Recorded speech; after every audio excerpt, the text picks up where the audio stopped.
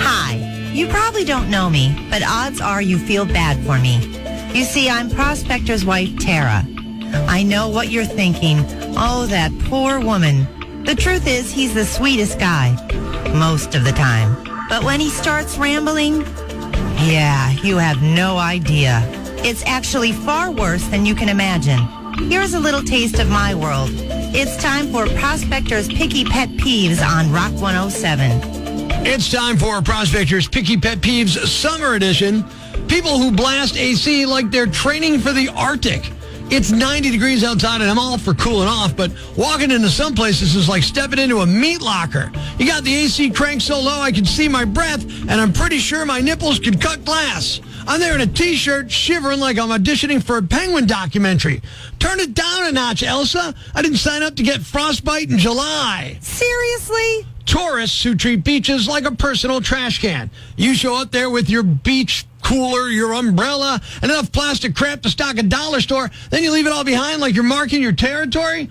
Newsflash, the beach isn't your landfill. I'm trying to enjoy a sunset, not navigate a minefield of your half-eaten hot dogs. Pack it in, pack it out, Yambag. Nobody cares. And people who complain about the heat while wearing jeans. Look, it's 95 degrees with 80% humidity, and they're out there in full-on denim sweating like they're running a marathon in a sauna.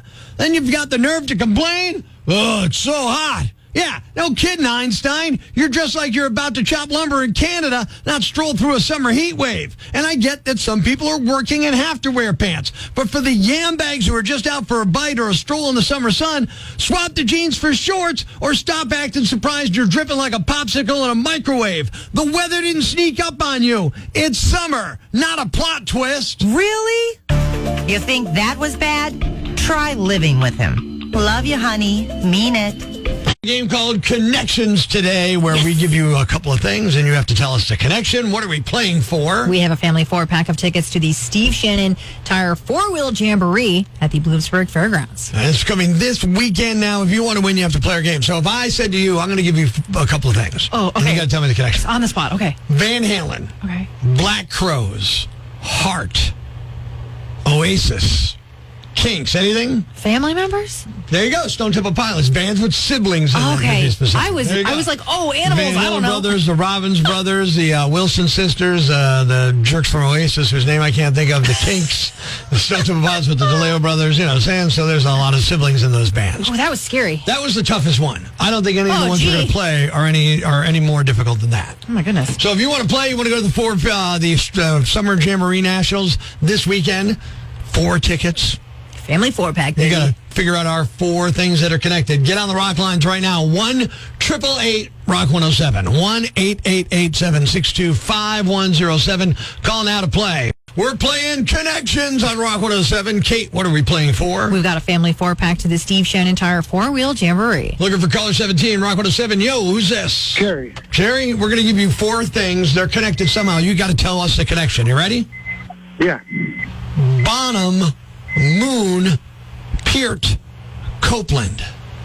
All drummers. Yeah! Told you it'd be easier for you than I made it for Kate. Absolutely, brother. Congrats, you're going to the Steve Shannon Tire 4-Wheel Jamboree. You're a winner from Rock 107. Thank you. Life's pretty tough right now. There's plenty of bad news, but it's not all bad. It's time for the brighter side of Prospector on Rock 107. An 11-year-old boy from Kentucky jumped into action after spotting an unconscious man at the bottom of an apartment pool. His name is Avery Woolery, and when he saw the man, he dove underwater, pulled him to the surface. That allowed others to begin CPR and call 911. The man was taken to a hospital in serious condition, but Avery gave him a chance of survival. His dad said he's proud of his son's courage and willingness to help. Thanks. We needed that. The brighter side of Prospector on Rock 107. Yesterday, about 25 million Americans suffered a heartbreaking World Cup loss. And by this morning, 24.9 million of us couldn't name a single player on Team USA. It's Prospector Show on Rock 107. Good morning, I'm Prospector. Good morning, I'm Kate. Belgium beat the U.S. 4-1, so America's World Cup run is over. There was a brief time where the U.S. team made it interesting. Down 1-0, they got a free kick. Tillman over the scores! Malik Tillman! Lightning strikes twice! Tying the game there. The United States has tied the game! Then Lazard to the byline, gets across, into Ketelar's rising up, and Belgium retake the lead. Moments later, his second goal. and I mean like moments later, within a couple minutes it was there, and it was terrible. They went down 2-1 and just never recovered. And just like that, I can now stop pretending I care about soccer. Well, for about 2 weeks, this country completely changed personalities. Like every American suddenly became like a soccer expert. People couldn't tell you how many players were on the field. We're suddenly breaking down tactics. I don't know. I think they're pushing too high. Really? Last month, he called every soccer shoe a cleat and every referee the guy wearing the headset. All right? And we all did it. You hear somebody say, they got to win the possession battle. Oh, yeah. 5 days ago, you thought possession was something lawyers argued over, okay? Everybody started throwing around words they've never even used before, like build-up play, The final third, pressing. and low block. The only low block I know is the one I got from my doctor when I tried carrying mulch, okay?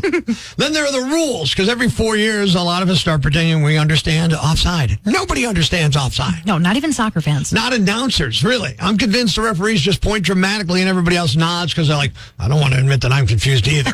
And then there's hydration breaks this time around. We spent decades making fun of soccer because the score was like 0-0 or 0-0. Now we're watching millionaires stop in the middle of the game for Capri Sun time. What's the beautiful thing about America, though? When the World Cup comes around, we're in. We're all buying in. We're hosting it. We're in. Woo! We start saying pitch instead of field. We call it football, even though we spent our whole lives calling football. And we start learning the chants. We'll clap politely after beautiful passes. We can even convince ourselves as one tie to another was actually a fantastic match. Oh, yeah. That 1-1 match was really good, guys. Then we lose, and within 12 hours, we're back to arguing about baseball lineups, the Yankees' troubles, NFL training camp, and whether Penn State's offensive line is going to hold up this year.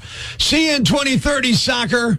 By then, I'll have forgotten all the rules, except the one where if America loses, I don't have to pretend I understand any of this anymore. Or does Pennsylvania have a budget yet? Come on, it's only like a week overdue. Why would they? Of course not. This has been Does Pennsylvania Have a Budget Yet?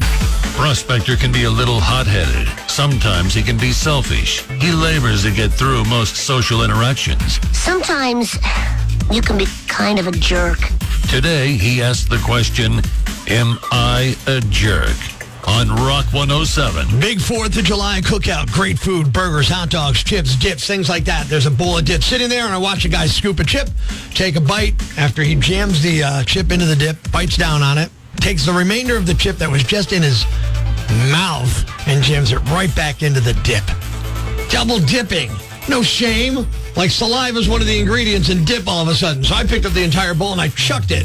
Now people are like, well, you kind of overreacted, Prospector. You didn't have to throw the dip away. I'm like, look, I'm trying to save people. Stop WHO and, CDC from coming here to save us. I'm saving all of our society by making sure we don't get sick. Am I a jerk? Tom from your Facebook has not a jerk. You probably saved half the party from getting whatever that guy had. Yeah, exactly. I'm helping people out here. Mike says, if you threw away my buffalo chicken dip, we'd have a problem. Well, you weren't there, and it wasn't your dip, Mike, so I guess I don't have to worry about that. I'm sorry you think getting sick people, let's get everybody sick so you can protect I spent like 2 minutes packing that out of the box that it came in from the store. Sorry. You're on a tirade. Relax. I am. Okay, Lisa from your Twitter. Not a jerk. Double dipping is disgusting. Everyone knows the rules. Damn straight. Nancy checking in from Lake Ariel on the Rock Lines. Am I a jerk? Absolutely not. I thought there was a golden rule about no double dipping. My theory is it would be no different than if I went over and licked the side of the bowl. Would you want to keep it? Yeah, exactly. Have we learned nothing from Seinfeld? So, no, you did right. You saved a lot of people from strep, COVID, and God knows what else. God knows what else. Donna from your Facebook. Jerk, it wasn't your food to throw away. How does she know? Maybe I made the dip. You absolutely did not make that dip. I never said I didn't. Don't assume facts not in evidence. Text, not a jerk. I'd have yelled, we have a double dipper before tossing it. I'm going to say this right now. That is a pro-level move, and I wish I had thought of it. Came from our TikTok. I'd have just turned the bowl around and hoped nobody noticed. Yeah, well, I care about other people more than you evidently can. Shocking. Fred from True Point, jump in here on the Rock Lines. Rock 107, what do you think? Am I a jerk? Prospector. Yeah. I'm pretty good. Hey, what's wrong with you, Prospector? It's the 4th of July. That's your cousin. You're supposed to be just drinking beer and just laying back. Hey, we all double dip here in Northeast PA. It don't matter around here. First of all, no, we don't all double dip here. No, I do not. Do not. I don't like that anecdotal evidence. Me and my friends do it, so we all do it. No, when you tell me we all do it, that just means I know you do it. Second of all, who said it was my cousin with a T? It's like another guy assuming facts, not in evidence. Am I a jerk pitching the bowl of dip after somebody double dips? Chris from your Facebook, not a jerk. If you lick a spoon while cooking, you don't put it back in the pot either. I might do that. Okay. Texted in, Eddie says, yeah, you're a jerk. You acted like the dip police. The dip police, da-da-da-da-da-da. I'm writing that song tomorrow. I know. Megan from your Facebook, not a jerk. Once I saw that, I'd never touch that bowl again. Damn straight. We're going to the rock lines one more time. Definitively, am I a jerk here? What's the deal? Rock 107. Prospector, you are not a jerk in this situation. If it was me, I'd grab him by the back of the hair and bury his face in there and say, now you got it all to yourself. That's aggressive. Yeah, I mean, I don't get me wrong, I'm not a pacifist by any stretch, but like some violence is unnecessary, and I think that might have been unnecessary. Dave from your Facebook, not a jerk. Double dippers should lose cookout privileges for the rest of the summer. Damn straight. I like that one. Yeah, I mean, he's right. In the question of am I a jerk for watching a guy double dip into the dip, then just taking the dip and throwing it out so nobody gets sick, according to you, Northeast PA, by a decent margin, I am not a jerk. Ladies and gentlemen, grab the kids, call your neighbors, and gather around the radio. It's now time to announce the winner of Prospector's Yambag of the Day, as decided by you at rock107.com. We uncover the most baffling, ridiculous, pathetic, cockeyed, laughable, preposterous blunders in the world of misdeeds. Nominee number 1. Even fast food isn't fast enough for some people. A 30-year-old woman in Maryland named Ashley Andrews was at a Taco Bell restaurant last month when she got fed up with how long she was forced to wait. She started arguing with employees, but when that didn't work, she thought maybe flashing a firearm would expedite her order. That didn't work either, so she verbally threatened them. They called the cops, and when the officers showed up, they found Ashley and her gun, which was loaded. They also saw her on the store's surveillance cameras, as well as footage from an employee's phone. She was hit with multiple charges, including assault, disturbing the peace, and reckless endangerment. She was also banned from Taco Bell. Nominee number 2. Everybody's got their own home remedies. Chicken soup, a nap, maybe a warm compress. Doctors in China say one man chose repeatedly self-slapping. According to reports, a man later identified only as Lee developed a twitching right eyelid that lasted for several days. But instead of seeing a doctor, authorities say he became convinced the twitching was a bad omen. A traditional superstition in parts of Japan says a twitching right eye signals bad luck, while a twitching left eye brings good fortune. After searching online, he reportedly found advice claiming that slapping the eye could drive away the bad luck. So he did.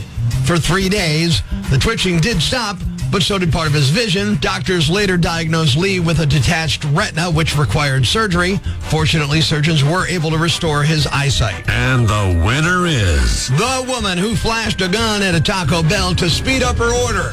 It didn't work, but you are the Yambag of the Day, and we'll move on to Friday's Yambag of the Week competition. Keep it here for all the nominees for Prospector's Yambag of the Day, weekday mornings on Rock 107.